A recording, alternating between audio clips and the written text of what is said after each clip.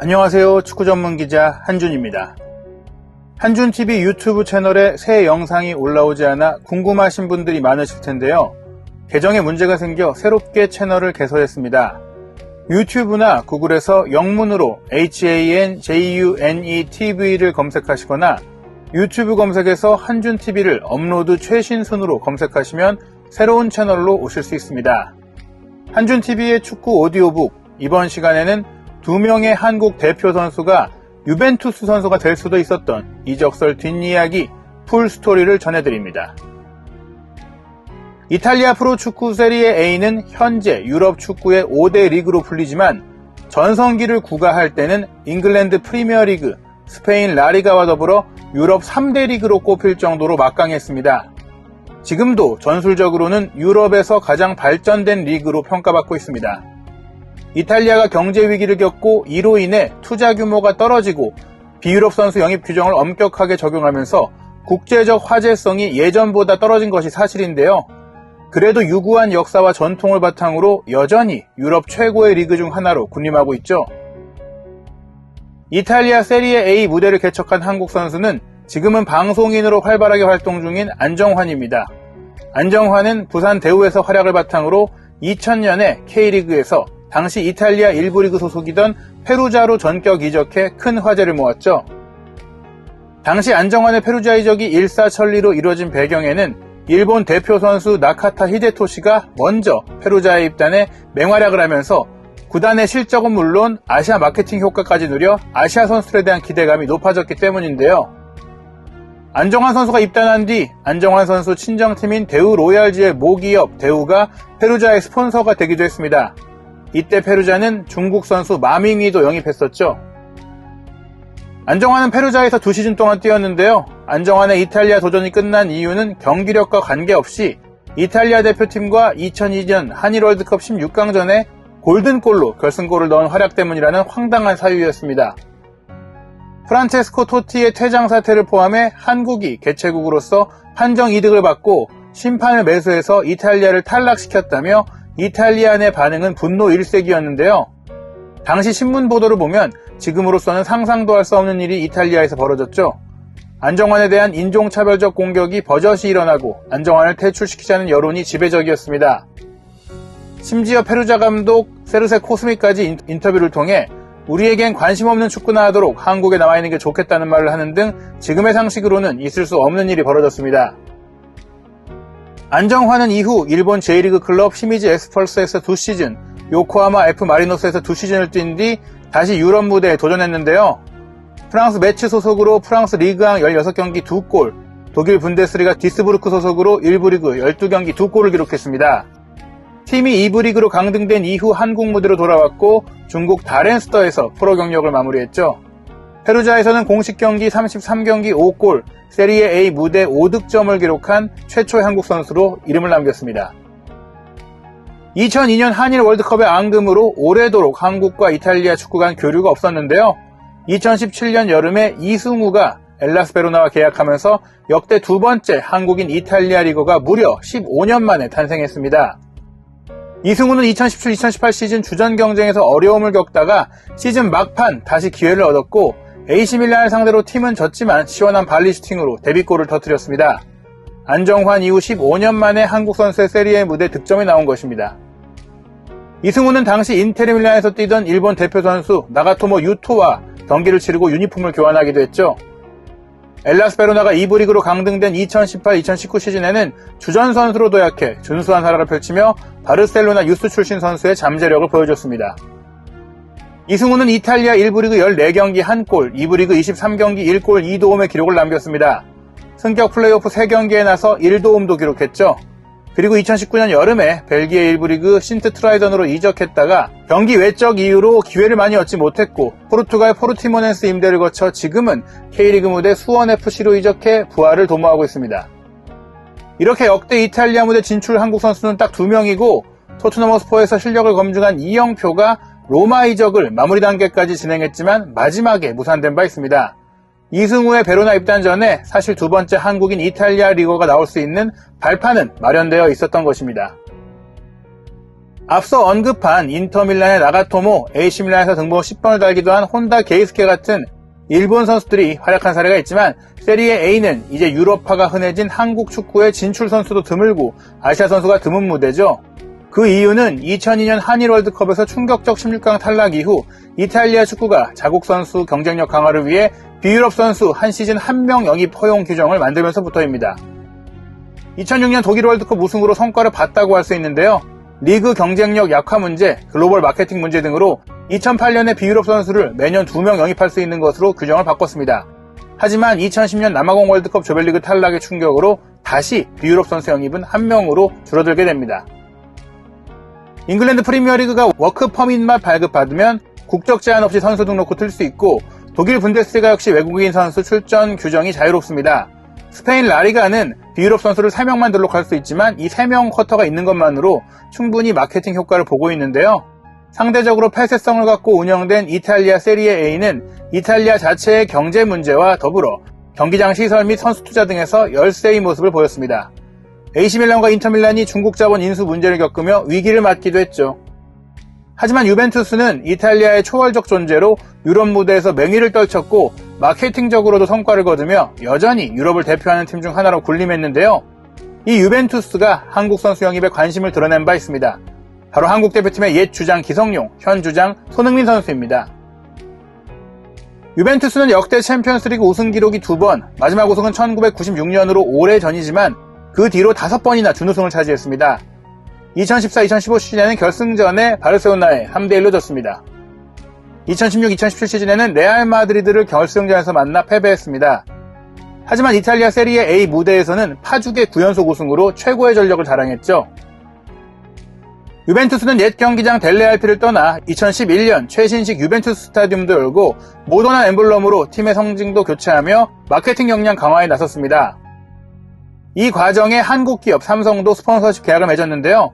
유벤투스 스타디움이 삼성 스타디움이 될 뻔한 협상도 있었습니다. 북한 선수이지만 한광성이 유벤투스 2군팀 계약을 맺고 잠시 뛰었다가 대북 제재 문제로 계약을 해지하는 일화도 있었습니다.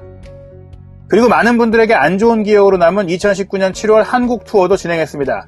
여러모로 유벤투스는 이탈리아 팀 중 아시아 시장 공략을 본격화하려는 의지를 보인 팀입니다.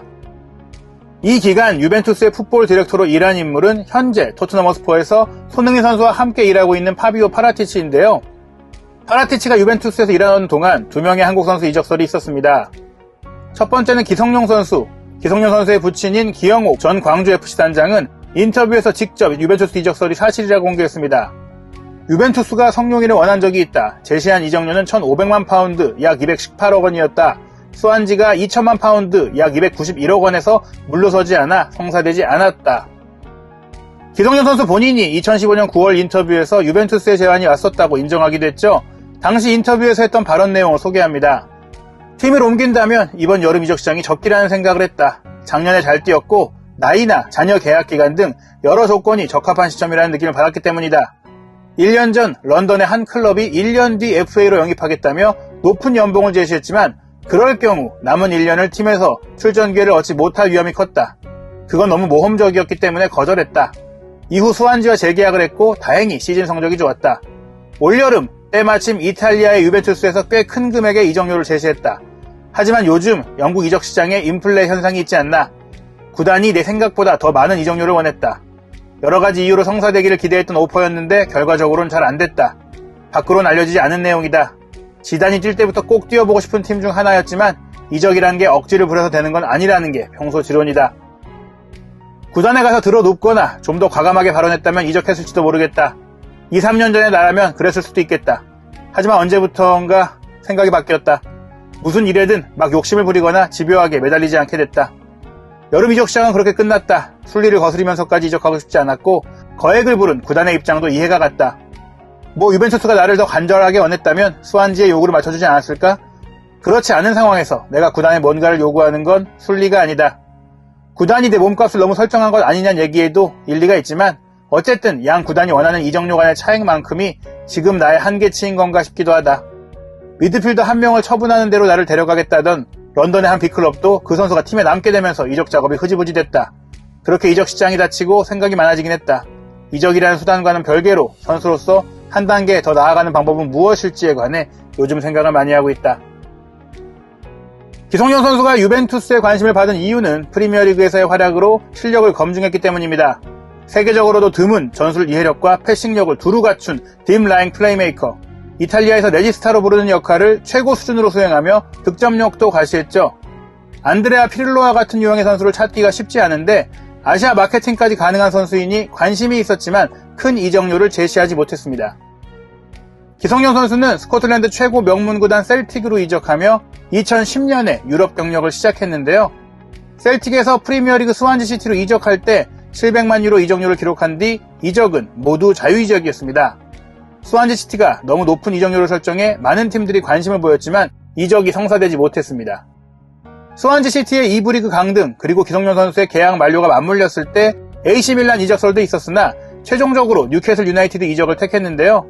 기성용 선수를 원한 라파엘 베니테스 감독이 떠난 뒤 팀 전술이 바뀌어 많이 뛰지 못했고 스페인 마요르카로 이적한 뒤에는 부상과 코로나19, 팀의 2부 리그 강등 문제 등이 겹치면서 한국 무대로 아쉽게 돌아오게 됐습니다.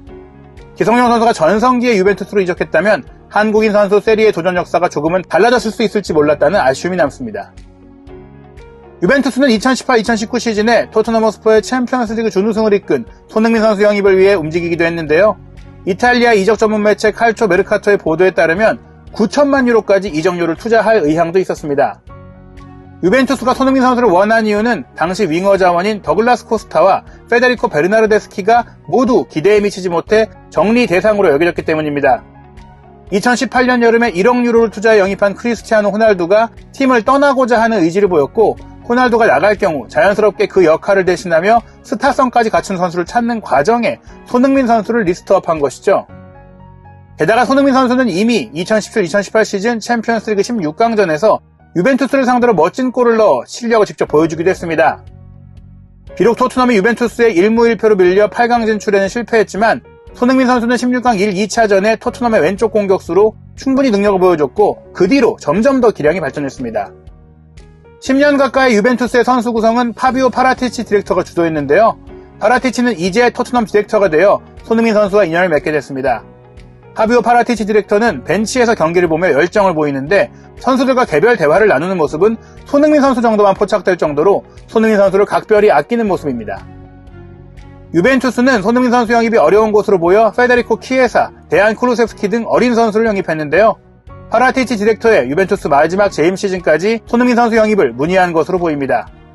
손흥민 선수의 토트넘 계약이 2023년 여름에 만료되는데 2021년 여름까지 재계약에 합의하지 않고 있었기에 만약 재계약을 최종 거절하면 영입할 수 있다는 생각을 했습니다. 9천만 유로를 투자하겠다는 생각이죠. 호날두가 떠날 것은 확실시되고 있었고 실제로 2021년 여름 맨유로 돌아갔습니다. 하지만 손흥민 선수는 토트넘에 남지 않을 옵션은 맨유 혹은 레알 마드리드로의 이적뿐이라는 주장을 보였고 유벤투스의 관심에는 일절 반응하지 않았습니다. 파라티치 디렉터는 유벤투스를 떠났고 손흥민 선수는 토트넘과 2021년 여름에 2025년 여름까지 4년 더 계약을 하게 됩니다. 이 일로 유벤투스의 손흥민 선수 영입 가능성은 완전히 사라지게 됩니다. 손흥민 선수 입장에서는 현재 유럽 최고 리그인 프리미어리그를 떠난다면 세계 최고 축구 클럽으로 불리는 레알 마드리드로 가는 옵션 외엔 고려하지 않았습니다. 프리미어리그 내에선 어려서부터 박지성, 호날두를 우상으로 삼고 자란 만큼 맨유의 관심에만 응할 생각이 있었죠. 게다가 이제 서른을 맞이하는 손흥민 선수는 익숙한 무대, 집 같은 팀을 떠나 다른 언어, 다른 문화, 다른 축구 스타일에 적응하고 도전해야 하는 이탈리아 무대는 내키지 않을 수밖에 없었습니다. 유벤투스 입장에서는 호날두가 떠나고 키에사까지 다친 데다 쿠루셉스키도 결국 토트넘으로 보내는 등 측면 공격 자원이 더 부실해졌고 2021-2022 시즌에는 2020-2021 시즌에 이어 2시즌 연속 이탈리아 챔피언 타이틀을 놓치게 됐습니다. 유럽 챔피언스리그 정상과는 격차가 커졌습니다. 무리해서라도 손흥민 선수 영입 전에 과감하게 나서지 못한 게 후회될 수도 있을 것 같습니다. 수많은 유럽 언론의 이적설을 떠들썩하게 하지 못했다고 해서 손흥민 선수를 원한 유럽 빅클럽이 없었던 것은 아닙니다. 때로는 아니 땐 굴뚝에 연기가 나기도 하지만 잘 알려진 유럽의 빅클럽 상당수가 손흥민 선수의 활약을 주목하고 영입할 수 있는지 문의하고 살펴본 경우는 적지 않습니다. 손흥민 선수의 유럽 마지막 팀이 토트넘이 될지는 아직 모릅니다. 요즘 축구 선수들의 수명은 30대 후반까지 연장되고 있고 철저한 자기관리, 축구도사로 진화하는 손흥민 선수가 30대 후반까지 월드클래스 기량을 유지한다면 미래에는 어떤 일이 펼쳐질지 모릅니다. 한준TV에서 손흥민 선수의 소식 그리고 한국인 유로파의 풀스토리와 뒷이야기 확인하시기 바랍니다.